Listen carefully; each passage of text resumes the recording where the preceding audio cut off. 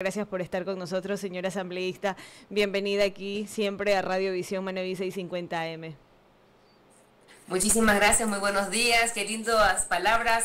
Realmente me siento muy halagada porque ustedes han respaldado esta muy buena gestión y le agradezco porque el criterio de un periodista con honestidad, con transparencia, con credibilidad es lo que le permite a la ciudadanía poder estar en conocimiento de lo que realmente pasa en la política y que de una u otra manera toca la vida de cada familia ecuatoriana, porque recordemos que las leyes se hacen para todos los ciudadanos que viven en el territorio ecuatoriano. Muchísimas gracias también, señora asambleísta. Ahora sí, iniciando con el tema de la entrevista, nosotros conocemos de su arduo trabajo, de lo que ha significado para usted el tema de legislar, fiscalizar, el tema del puerto de Manta y lo que significa para usted que la ley de alivio financiero haya incluido ese aporte del puerto de Manta, que se haya incluido ahí el tema del puerto de Manta. Pero tenemos muchas dudas que es importante solventarlas. ¿Qué significa para nosotros los manavitas el tema de la ley de alivio financiero por este mismo tema, por el puerto?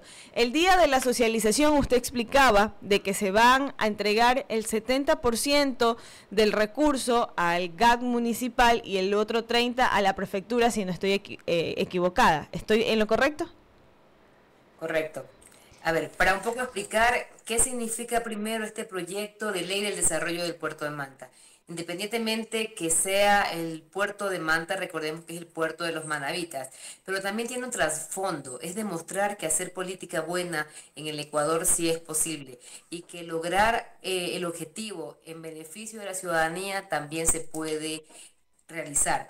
Es más, en este proyecto de ley que lo presenté hace 7 meses, que ustedes también me dieron la oportunidad de poder dar a conocer a la ciudadanía lo que estaba realizando y que hoy ya se convirtió en una realidad con esta ley de alivio financiero en el cual el señor presidente del Ecuador y también los grupos de legisladores, incluyendo el grupo de legisladores que forman parte de la Comisión de Desarrollo Económico, permitieron y acogieron mi solicitud de incluir este proyecto del desarrollo del puerto de Manta en esta ley, porque recordemos que las leyes económicas urgentes han pasado, aproximadamente son 6 proyectos de ley, que se han generado y que de una u otra forma han pedido, así como los otros legisladores, al igual que Adriana García, que se incorporen algunos aportes, pero no todos han sido acogidos.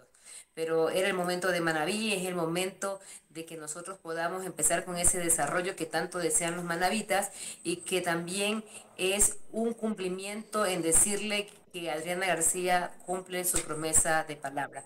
En el momento cuando realicé campaña siempre dije, el buen político tiene que demostrar con acciones, no solamente con palabras. Acogí las necesidades de la ciudadanía, que era fiscalizar el puerto de Manta en este contrato de delegación que mantiene la Autoridad Portuaria de Manta con la empresa TPM y lo realicé, lo cumplí, tanto así que a nivel nacional di a conocer todo lo que estaba inmerso en este contrato de delegación, en las condiciones que se encuentra este contrato y que afecta al Estado ecuatoriano. Ahora, si ya tenemos mejoras relacionadas, porque el señor presidente del Ecuador y el señor ministro de Transporte y Obras Públicas, Roberto Luque, refirieron en una, específicamente el señor Luque, refirió en una rueda de prensa en Autoridad Portuaria de Manta, que iniciaban el proceso de renegociación, lo cual iban a quedar recursos económicos para este contrato de delegación, pero tomando como referencia que irían a las arcas del Estado. Ahí es cuando mi proyecto empieza a tomar más fuerza, porque lo ideal de esto era que los recursos económicos queden para la provincia de Manabí, una provincia que ha sido bastante golpeada, no solo por los desastres naturales como fue el terremoto del año 2016, que aún se viven las secuelas. Y cuando lo digo, va a ser bastante marcada mi respuesta, porque si usted va cerca del Paseo Shopping en Manta, existe un edificio del IES, ahí se ven secuelas del terremoto. Todavía hay ciudadanos que están afectados porque no han podido solventar lo que corresponde a sus viviendas. Entonces, secuelas del terremoto existen. De igual forma, usted también se ha podido evidenciar que yo también fiscalicé los colegios tanto del Pedro Balda como el 5 de junio, secuelas del terremoto, siguen estando con aulas de contenedores estacionarios y aún no les cambian en unas aulas en condiciones que los estudiantes puedan realizar sus estudios de manera correcta. Ahora, si nos vamos a la actualidad, ¿qué pasa en la actualidad? La crisis que existe en la inseguridad que pasa en todas las provincias, pero si vemos a Manabí, Manabí está más marcada por esta inseguridad. Aún vemos noticias lamentables de las muertes que se están dando, independientemente que digan que son entre delincuentes de, peleando territorio, terminan siendo también daños colaterales cuando afectan a los ciudadanos de bien. Y ahora que hemos pasado esta crisis que existe en la crisis energética, también ha golpeado la economía de los emprendedores, de las familias. El mismo estudiante no puede estudiar correctamente, no se puede conectar. Cuando le dicen no puedes ir al colegio porque en ciertas horas no va a haber luz, pero vamos a darlas de manera virtual, pero en la casa de él tampoco tiene luz. Entonces, todos han tenido de una u otra forma afectación con esta crisis energética. Entonces, era el momento que el alivio financiero no solamente sea lo que los otros legisladores estaban refiriendo. Yo di 13 aportes. De esos 13 aportes, solo acogieron el proyecto de desarrollo del puerto de Manta. Asambleísta, buenos días. Roberto Reyes le saluda. Sobre el alivio financiero y lo que usted decía, felicitarla por todo ese interés y ese apoyo para el puerto y para que justamente quede también dinero en las arcas de acá en Manta y en Manabí. Y analizamos con la compañera Tangi Zambrano, porque dentro de esa ley, dentro de alivio financiero, está el 70% de la concesión va para el GAC Manta y el 30% para el GPM, que es el gobierno provincial de Manabí. Y nos preguntamos, entonces ahí está destinado el 100%, ¿y qué queda o qué es lo que recibe o cuánto recibe Autoridad Portuaria de Manta como tal? ¿Para qué? Para sufragar y cubrir gastos que tiene una entidad tan importante. Usted que es Manta, de acá en Manta lo sabe, cuántas obras se hicieron en favor de la ciudad, cómo lucharon gente vinculada en el anterior, hace años al movimiento del puerto, y que poco a poco como que vemos que se queda sin piso, sin nada. Autoridad Portuaria, que fue una entidad emblemática, que poco a poco me la quieren desmembrar. Miren, Autoridad Portuaria seguirá siendo un ícono y también seguirá siendo la institución emblemática, no solamente de los manavitas, sino también de todos los ecuatorianos, porque son instituciones públicas que marcan la historia tanto de la localidad y que en su momento también formaron parte de este recurso económico a nivel nacional. Pero el puerto de Manta, y hay que ser bastantes críticos, no ha tenido el desarrollo que se espera. Mire, yo visité el terminal pesquero y de cabotaje. Es lamentable, si yo hago una comparación, se dice no hay que comparar, pero no comparemos personas, pero sí comparemos la parte infraestructura. En el año 2021 yo tuve la oportunidad de estar en esta administración, fui directora de operaciones, y con los recursos que existían, con la gestión que se estaba realizando en ese momento, se pudo mantener un puerto operativo, un puerto en las condiciones óptimas para poder operar. Entiéndase que operar significa en un puerto que puedan realizar todas sus actividades acorde en la parte logística que permite el puerto, en este caso que es el terminal pesquero de cabotaje, que se fortalece la descarga de la pesca industrial como la pesca artesanal. Las vitas están oxidadas. Yo he sido muy enfática con el señor gerente de Autoridad Portuaria de Manta y con la señora presidenta de Autoridad Portuaria de Manta. Primero es Byron Franco y la segunda es la señora Yoconda Mendoza, que tienen que unificar esfuerzos, tienen que con su experiencia poder dar a conocer a quienes tomen las decisiones que este puerto no puede estar en unas condiciones no aptas para su operación, tanto así que ponen en riesgo que se detenga la misma. Lo que se comprometieron fue que en enero del 2025 empezaban todos los procesos de mantenimiento, espero sea así, porque recordemos que mi rol de fiscalizadora y de legisladora de este periodo concluye en mayo. Independientemente de que yo vaya a una campaña electoral, independientemente de eso, ya en febrero estaré acá nuevamente retomando y podré hacer esas verificaciones que tanto anhela el sector pesquero industrial como el artesanal. ¿Qué es lo que pide la ciudadanía? Un servicio de calidad y la calidez de la atención también del administrador o de la persona del que está ejerciendo el cargo público. Entonces, todas estas situaciones hemos pedido también a Autoridad Portuaria de Manta que pueda observar, validar y generar acciones de mejora. Ahora, cuando usted me refiere sobre el tema del recurso económico del 70%, voy a ser muy enfática. Miren, del 100% que corresponden a los recursos que genera Autoridad Portuaria de Manta, el 100%, estamos hablando que la delegación también le genera un recurso económico. De esa delegación, el 70% se va a quedar para la provincia, específicamente hablo de manera general Manabí. ¿Y cómo se distribuye esto? 30% para el GAT provincial y el 70% para el GAT municipal de Manta, el municipio de Manta. Se tiene que fortalecer la infraestructura portuaria, se tiene que fortalecer las vías y aquí lo más importante, generar empleo, impulsar el empleo, el trabajo como todos referimos, el turismo en todas sus modalidades, la seguridad, fortalecer también la seguridad. Dentro de mi proyecto de ley yo también enfocaba mucho sobre el que se dé también el fortalecimiento de la seguridad, que es lo que tanto pide la ciudadanía. Independientemente del gobierno que esté, esta ley se va a mantener en el tiempo y le va a permitir, realizando una correcta gestión, quienes están a cargo de estos dos gobiernos autónomos descentralizados y también los que vengan, porque recordemos que después de 2 años se va a hacer los cambios nuevamente en elecciones por parte de estas administraciones, pero quien venga de igual manera tiene que llevar esa fortaleza de que tiene recursos económicos y que tiene que administrarlos correctamente para que se potencialice el desarrollo de la provincia de Manabí.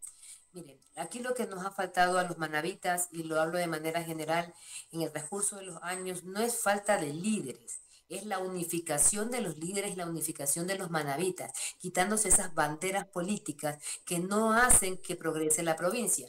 En muchas ocasiones, y que también yo estuve cuando fiscalicé el puerto de Manta, este contrato de delegación, escuché que se unieron muchos ex legisladores, ex asambleístas, que también empezaron a alzar esa voz diciendo, sí, estamos también con el tema de diciendo las condiciones que afectan al contrato de delegación y que hoy afectan los recursos del Estado ecuatoriano. Yo no cuestioné, yo siempre dije, me da mucha alegría que ya no sea una sola voz, la de Adriana García, la que impulse y que diga lo que está pasando, ya son más voces. Y de eso se trataba, de generar que se personalice el manabita, de que es su tierra, de que es Manabí, y que liderándolo positivamente sí podemos hacer que la provincia se desarrolle. Usted tocaba un tema. ¿Quieres hacer el mismo tema? Yo quería hablar sobre el tema de los... tengo una pregunta. De Ting Marín. Ok, señora asambleísta. El tema de la ley y, bueno, la relevancia del impacto del manejo de recursos, especialmente para la prefectura y para la alcaldía, es tan fuerte que la consulta y el temor de los ciudadanos es el mecanismo y la garantía del manejo de los fondos. Entonces, ¿qué mecanismos consideraría usted necesarios para garantizar que estos recursos que van a ser asignados para Manabí sean usados de forma eficiente y transparentes? Porque para muchos es preocupante de que, si bien es cierto, se van a utilizar, se entregan para Manabí, pero que no se vayan a utilizar para su propósito. Es decir, ¿cómo usted, como legisladora, cuál sería el papel o los resultados de que se pueda garantizar que estos fondos sean utilizados responsablemente? Podré realizar mi fiscalización en base a mis competencias, tomando como referencia que el Ministerio de Finanzas, y acorde a aplicada la ley, de igual manera la Autoridad Portuaria de Manta, están dotando un recurso económico a 2 administraciones de gobiernos autónomos descentralizados, y lo que pediríamos es a dónde se está invirtiendo cada uno de estos recursos.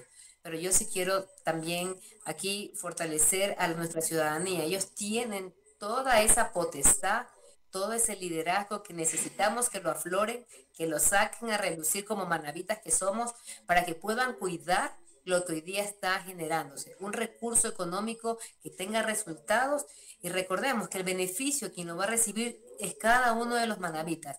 Impulsar el trabajo, cuán importante es, porque recordemos algo. Miren, el puerto de Manta no está exportando por Manta.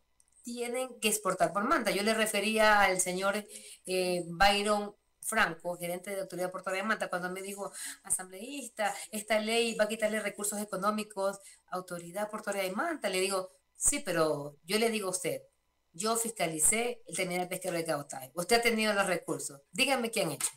Porque yo he visto las condiciones del terminal pesquero de cabotaje. Entonces, hoy le invito a impulsar que esa renegociación que están realizando, que en muchas ocasiones dijeron puertas cerradas y que nosotros no estamos diciendo vamos a interferir dentro de una renegociación porque no son mis competencias, pero yo le decía a él, haga o realice que se genere el impulso a las exportaciones para que se retomen por Manta. Otro tema, tomando como referencia que la legisladora de gobierno ha referido que de 1.3 millones a 1.5 millones, porque he escuchado dos ruedas de prensa que ella también realizó. Entonces, un poco comparo ese recurso económico. Yo también solicité al señor ministro de Transporte y Obras Públicas, el señor presidente Daniel Noboa, que me den los resultados de la renegociación, porque ahí yo voy a hacer un cuadro proyectado en base a estos recursos y a las proyecciones que vienen, tomando como referencia ya los beneficios que van a tener cada uno de estos gobiernos autónomos descentralizados. Y ahí estaremos haciendo ese seguimiento positivo. Insisto, nuestros manavitas tienen que unificar esfuerzos. Ahora, también agradezco mucho porque se contactan conmigo personas que veo que están en grupos que nos han incluido, de esos grupos de WhatsApp que lideran por temas políticos, porque hay unos que dicen luchando por Manaví, otros que dicen por el bien del Ecuador. Es decir, bonitos nombres de los grupos, pero cuando ya se empiezan a personalizar y me empiezan a escribir, asambleísta, por favor, fiscalícese el aeropuerto, asambleísta, por favor, el puerto de Crucita, asambleísta, por favor, fiscalícese. Entonces, esto de aquí me motiva más porque lo que estoy comprendiendo y con esos mensajes es que ya existe una credibilidad que me he ganado, con esfuerzo, con trabajo y que no ha sido fácil en la Asamblea Nacional. Asambleísta, usted tocó y dijo también en su intervención de la preocupación suya y me parece bien y ojalá y que continúe para que impulse de dos instituciones educativas emblemáticas del Pedro Valde y más que todo el Colegio Nacional 5 de Junio. Este emblemático Colegio Nacional 5 de Junio, donde orgullosamente cursé los 6 años de estudio, que después del terremoto se quedó en nada. 3 pisos, majestuoso el glorioso 5 de Junio, con este auditorio, con biblioteca y todo lo que convergía ahí en esta ubicación donde está justamente el 5 de junio. Pero después del terremoto ya 8 años y vamos para 9 años mismo, porque va por terminar este año, solamente se lo reconstruyó, pero con con instalaciones prefabricadas. Y yo digo, ¿cuántos profesionales se educaron y pasaron por allí? ¿Cuántas personas que incluso han estado y están en la administración pública y que también han llegado al Congreso o a la Asamblea Nacional? Y no se ha hecho nada, han pasado muchos gobiernos y nada. Ojalá y usted próximo año y que seguro va a seguir, impulse más que todo esto, la creación, porque incluso yo recuerdo, no este año, sino el año anterior, en la presidencia del señor Guillermo Lazo, los ex inquinos, que hay una agrupación que le lidera el abogado Raúl Rivas, le entregaron al presidente de aquel entonces un pedido, una solicitud de que se tome en consideración la reconstrucción del Colegio Nacional 5 de Junio, porque da pena pasar por allí y ver esa infraestructura. Ojalá que se impulse desde su trabajo tesonero que está realizando asambleísta. Cuando fiscalicé el Colegio 5 de Junio y el Colegio Pedro Balda, pude también palpar esa realidad que usted me está diciendo. No solamente por las condiciones de las aulas, también yo veo lo que hoy esa administración estaba generando y que tal vez no es la decisión solamente de la persona que está en ese momento en el cargo como rector. Perdón. Las aulas estaban llenas de polvos, es decir, faltaba limpieza. El estudiante, yo pregunté, ¿cuántos estudiantes sufren de enfermedades respiratorias? Me alzaron como 5 personas la mano. De igual manera, temas de alergias. Entonces, eso es también otra cosa que también tiene que mejorarse. Segundo, el lugar de manera general, la seguridad. Estábamos tomando como referencia que Manta está en una ola de inseguridad. pero me indicaban que habían algunos colegios que estaban incluidos dentro de un grupo considerando en esta parte para poder dar y otorgar la seguridad correspondiente. Pero el Colegio 5 de Junio no estaba considerado. ¿Por qué? Porque nunca hicieron la administración en ese entonces todo lo que corresponde para que también se incluya. Entonces, son cosas que también van marcando la diferencia. La unidad de los ex inquinos, que yo felicito, pero también tiene que unirse con la administración actual, porque ellos también tienen que elevar sus requerimientos diciendo, ya estas aulas cumplieron su vida útil, están pasando 8 años, vamos camino a 9, y la infraestructura en las partes del techo, en las mismas aulas, se veían deterioradas y dañadas. Entonces, todo eso constó también en mi informe que yo le remití a la señora ministra de Educación para que ella pueda, Inés Manzano, para que ella también pueda revisar toda esta información. Entonces, sí estamos revisando todo este proceso, insisto, todo este proceso de la ministra de Educación para que también pueda ella generar las mejoras correspondientes. No se ha logrado incluir algún presupuesto o que vaya encaminado o justamente el próximo año, todo de que haya una leve esperanza de la reconstrucción del Colegio Nacional 5 de Junio. No soy gobierno, no pertenezco al gobierno. Usted sabe que los asambleístas lo que generan es fiscalizar y realizar leyes, pero voy a impulsar en base a mi fiscalización que se retomen todo lo que convenga en beneficio de los estudiantes. Insisto, hoy las aulas que yo visité no tenían las mejores condiciones. Y otro tema muy lamentable, cuando fiscalicé ya habían pasado 5 meses y tampoco tenían la dotación de los libros que necesitaban ellos para estudiar. Entonces, eso también es lamentable. Cuando nosotros decimos queremos que nuestros estudiantes puedan estudiar correctamente, valga la redundancia, los estudiantes puedan tener todos sus materiales de estudio, los estudiantes puedan responder. ¿Qué decían ellos? Los propios estudiantes, porque yo, independientemente de que habían profesores, yo le preguntaba a los estudiantes. Sacaron como 13 observaciones en un colegio y 16 en el otro colegio. Los propios estudiantes hablaban de que hasta en el consumo de drogas si existían dentro de del mismo colegio. Ahí fue donde ellos mismos me indicaban, es que nuestro colegio no está incluido dentro del grupo de los colegios como están los otros para que se enmarquen el proceso de seguridad. Pero mire, el mismo estudiante lo dice. O sea, ahí sí yo después tuve una reunión, un diálogo con los profesores, dirigentes que estaban en ese momento, el rector también encargado, y representante del Ministerio de Educación, y les refería a todo esto.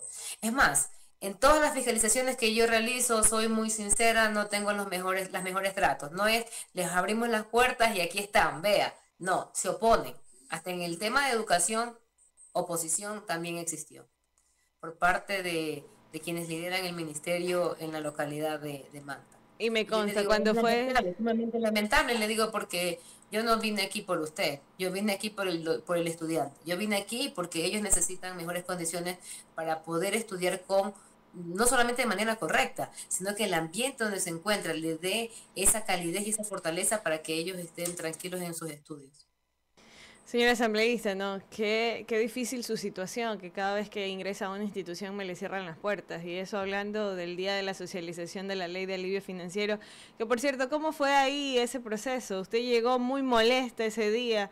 Yo llegué feliz. A ver, yo llegué primero feliz. Yo llegué feliz porque yo iba como a darle una rendición de cuenta a la ciudadanía. Decirle, queridos manavitas, queridos mantenses, cumplí. Cumplí porque les dije a ustedes que había generado un proyecto de ley y del desarrollo del puerto de Manta, y hoy les voy a decir los resultados porque lo logramos todo, porque Adriana García no es, como lo he dicho en varias ocasiones, la voz de Adriana García en la asamblea, es la voz de cada uno de los manavitas pidiendo mejores días, la voz de todos los ecuatorianos pidiendo mejores días. Ahora, claro, cuando yo iba con toda esa alegría, ya cerca de pasar a la puerta del ingreso de TPM, me cierran la puerta. Yo dije, bueno, van a hacer su correcto chequeo, ¿cierto? Su validación. Yo dije, bueno, soy asambleísta nacional, Adriana García. Les presenté la invitación que tuve por parte de la señora alcaldesa de Manta, pero el señor de una, el señor de TPM, porque habían dos personas, el guardia que estaba uniformado con la vestimenta de guardia y el señor de TPM que tenía el uniforme de TPM. Y el señor de TPM me dijo, no puede pasar, usted no está autorizada para pasar. Entonces, sin haber hecho ninguna validación, eso fue la respuesta, usted no puede pasar, no está autorizada. Entonces yo le digo, ¿pero por qué no está autorizada? Por favor, valide, porque yo soy asambleísta. Repetí lo mismo varias veces, aproximadamente 20 minutos. Tanto así que el señor llamaba por teléfono. Comprendo que a las personas mismas de TPM, porque son sus autoridades, y el señor repetía lo que yo le estaba diciendo, asambleísta nacional, Adriana García, me está mostrando la carta de invitación por parte de la alcaldesa de Manta, y cerraba la llamada y decía, lo siento mucho, pero usted no está autorizada a pasar, no consta en la lista. ¿Pero por qué? Si yo aquí está la carta. Yo ya le referí, no está autorizada, yo ya he llamado, me dicen que usted no está autorizada. Entonces, pero soy autoridad, yo vengo aquí, esta institución es de todos los manavitas, necesito por favor pasar el proyecto de ley. Quien lo promulgó, quien lo generó fue esta persona, es decir, yo, por favor necesito ingresar. Él volvía, digo, voy a llamar a todos los medios de comunicación y voy a hacer partícipe a toda la ciudadanía de lo que está pasando con Adriana García solo por fiscalizar el contrato de delegación que mantiene la Autoridad Portuaria de Manta con TPM. Fui muy frontal, yo he sido muy frontal en todo este proceso que yo he estado legislando, y de igual forma de mi manera de ser es esa, decir las cosas con transparencia pero sin faltar el respeto. Justo llegan dos policías que habían llegado a apoyarme con mi seguridad en ese evento, y el señor policía le dice, ¿qué está pasando? Y le dice, no, le digo, no, me dejan pasar, le digo, soy asambleísta, soy invitada, miren la invitación, tengo todo lo acá, y no me dejan pasar, dicen que no estoy en la lista y que no me van a dejar pasar. Y el policía le dice, es autoridad, abra la puerta y déjale pasar. Y así, ahí me dejaron pasar, sin hacer ninguna validación más. Entonces, es malo o no es bueno recibir por parte de estas instituciones que nosotros hacemos un proceso de fiscalización estas malas acciones, malas actitudes. De igual manera, no solamente golpean la actividad que están haciendo, porque si se dan cuenta, como usted me dice, la escuchamos en la rueda de prensa que usted hizo, yo lo di a conocer a la ciudadanía, pero un momento emotivo en el cual se convierte en un malestar solo por querer afectar a quien generó una fiscalización de manera honesta, transparente y con resultados. Justo yo había, el día jueves de esa semana, había tenido un evento aquí por las fiestas de Quito, se había generado un evento en la Asamblea Nacional y tuve la oportunidad de conversar con el señor Contralor de la Contralor y el señor Contralor, y le consulté cómo va el proceso de las auditorías que ustedes están haciendo al puerto de Manta. Inmediatamente, el señor sí lo tiene en el radar, me dijo, el 6 de enero del 2025 iniciamos asambleísta. Su pedido de validación, hicimos ya el primer análisis y los auditores coinciden con el criterio que se tiene que auditar este contrato de delegación. Iniciamos el primer cuatrimestre, pero desde el 6 de enero empezamos a hacer las auditorías a este contrato de delegación que mantiene la Autoridad Portuaria de Manta con TPM. De igual manera, sigo yo haciendo este seguimiento en todas las instituciones que yo entregué la información de mi informe, porque queremos resultados. Lo que queremos es que no se convierta en impunidad. Señora asambleísta, y esto no ocurre solamente con el tema del puerto. Yo le quería hacer las consultas también cómo va el proceso de fiscalización con el tema de los hospitales, con el tema del servicio de salud. Usted es una de las asambleístas que se caracteriza por estar siempre velando los intereses, no solamente de los manavitas, sino también de todos los ecuatorianos, porque se pone en los problemas más neurálgicos, donde nadie quiere ir, usted está ahí presente, porque ahí están los verdaderos problemas que los hace público. Ahora, con esta ley ya aprobada, y como usted mencionaba, los grupos de WhatsApp que son muy bonitos y todo lo demás, ¿qué otros proyectos legislativos usted consideraría prioritarios para la provincia y para el país? Mire, dentro de la legislatura, en la Asamblea Nacional, existen proyectos de ley de muchos legisladores, tanto de años anteriores como del presente periodo. Así como yo presenté proyectos de ley, otros compañeros también lo han realizado. Pero lo importante aquí es que podamos nosotros considerar en el momento de que van a tratarse estos proyectos de ley, se puedan incluir aportes acorde a las necesidades de la ciudadanía. Y yo soy muy feliz porque yo le digo a las personas, si ustedes vieran cómo me toca irme a reunir con cada uno de los legisladores para explicarles lo que significa esto aplicando en Manabí, porque no es lo mismo en una provincia como en otra provincia. Entonces, cuando yo he hablado sobre el recurso vital que es el agua, lo lucho y lo genero a nivel nacional. Así presenté 2 proyectos. Pero en el proyecto de recursos hídricos que ya se está tratando, acogieron todos mis aportes. 4 artículos van a estar íntegros, 2 se incluyen para hacer fortaleza con otros 2 artículos de la ley que también están, para que se pueda regular la tarifa. Recordemos que todos los ciudadanos pagan por este servicio, por este recurso vital que es el agua que se tiene que dotar, pero lamentablemente no les llega de forma continua. Segundo, mi proyecto también me ha encaminado a que tenga la calidad el agua, que se controle la calidad del agua, así como la tarifa. Tanto así que también está considerado esto dentro de este proyecto que se va a debatir. El de ayer iba a ser considerado en el debate, yo ya estaba lista para poder decir la realidad, no solamente de todo el territorio ecuatoriano, también enfocado con los manabitas, porque ese nexo que tuve con personas que en su momento me dieron a conocer como líderes de lo que pasaba en la provincia, trato de mantenerlo. El día de ayer alguien validó también el proyecto de ley y me dice, asambleísta, no están considerando la autonomía de Manabí. Nosotros tenemos, recuerde que tal, ese, me estaba diciendo y me estaba haciendo, porque yo era feliz diciéndole, han acogido mis aportes, mire, para que vea que sí se está considerando esto, el otro, me dice, pero a un legislador manabita, así me dijo, a un legislador manabita, me dio el nombre de quién fue. Le pedimos incluir la autonomía de Manabí. Recuerde sobre todos los recursos y las instituciones que fortalecen que se dote del recurso vital que es el agua, pero que no tienen el mantenimiento, que todavía siguen administrados por otras administraciones de otras provincias y no le dan la autonomía a Manabí, no la han considerado. ¿Yo qué hice? Pásame la información y me fui con el presidente de esta comisión a explicarle. Y me dice, cuando lo vayas a debatir, dilo frontal como tú eres, dilo y dilo que necesitan los manabitas en tema de la autonomía para que se te considere. Y lo vamos a considerar, pero es importante que lo digas. Y yo ya tengo dentro de mi debate decir que Manabí necesita autonomía para poder administrar correctamente todo lo que tenga que ver con el recurso vital que es el agua, más aún con estas infraestructuras que no tienen el mantenimiento correspondiente y la calidad del agua no es la efectiva. Y sobre ello quería preguntarle, porque usted hizo un recorrido por mi tierra, por Poza Honda, estuvo visitando. Es invivible esta situación, es año a año que Poza Honda se llena de lechuguines. Y ahí hay un ping-pong, que si no es el GAT de la parroquia que limpia, que si no son los comuneros, que si no es el GAT cantonal, que si no es la empresa pública de agua, que si no es la prefectura. Pero finalmente nadie sabe a quién le toca limpiar la represa.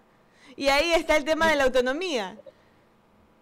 En esa reunión acordaron compromisos, acordaron hacer un plan de mantenimiento que sea efectivo para que no tenga afectaciones la ciudadanía con el crecimiento de estos lechuguines. Miren, a mí me gusta cuando las personas me dicen lo que está pasando y hacen un seguimiento, mi querida Tangita, yo también la felicito mucho a usted y tenga la certeza de lo que usted me ha dicho a mí como ciudadana, no como medio de comunicación, sino como ciudadana, yo también lo pongo en firme. Cuando fue de la institución que usted también me refirió, yo también lo puse en firme para que nos den respuestas. Y como los lechuguines, de igual manera, se hizo el acercamiento en ese momento con las instituciones relacionadas, indicaron un plan de trabajo que lo van a efectuar, lo que haremos es el seguimiento del cumplimiento. Y también quiero dar buenas noticias para la ciudadanía y para nuestros jóvenes. El día de ayer se aprobó la ley en el cual le da la fortaleza para que los jóvenes puedan tener oportunidades en la parte laboral. Recordemos que todos hemos pasado la triste situación y vamos a tener el antes y el después. ¿Qué es el antes?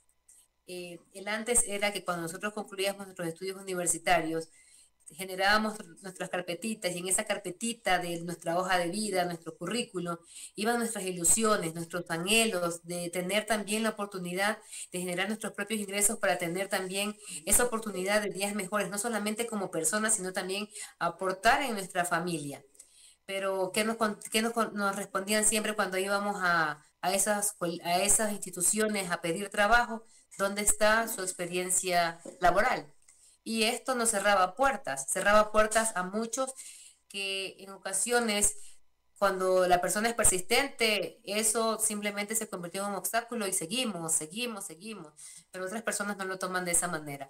También lo pude debatir el día de ayer, esta ley fue aprobada, el 10% de las personas que forman parte de una institución, de los empleados, va a ser considerados jóvenes de la edad de 18 a 29 años y ya no les van a pedir esta experiencia laboral que tanto hoy día ha marcado mucho y no ha permitido que se dé oportunidades laborales a los ciudadanos, específicamente a nuestros jóvenes.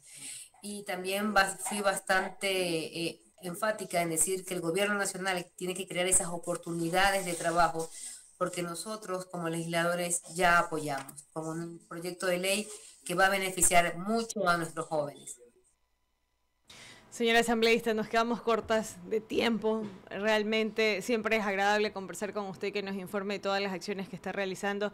Así que esperamos, antes de que finalice el año, volvernos a encontrar para saber sus gestiones, de cómo finaliza el 2024, sus proyecciones para el 2025. Desde ya, muchísimas gracias. Acá en estudio le agradecemos y le enviamos un gran abrazo. Muchísimas gracias. Mi voz en la asamblea, reitero, es la voz de cada uno de ustedes, de Mitangita, de la ciudadanía en general, de toda la ciudadanía que se empodera de la provincia y se empodera de querer un mejor Ecuador. Eso es Adriana García en la Asamblea Nacional, en cada uno de los debates, dando aportes que van encaminados a las necesidades de la ciudadanía. Y yo el mensaje que le doy en cada una de mis entrevistas a todos los manavitas y a todos los ecuatorianos: nosotros somos resilientes, pero no olvidemos esa esperanza que aún tenemos en tener mejores días, pero con una buena política. Y lo vamos a lograr. Juntos lo vamos a lograr, unidos, porque recuerda que el bien siempre prevalece ante el mal. Así es, el bien siempre prevalece. Muchísimas gracias, señora asambleísta, que tenga excelente día. 7:41 Roberto, nos vamos a una brevísima pausa. 7:41. Oiga, terrible lo que sucede en Puerto Viejo, nos hicieron una actualización.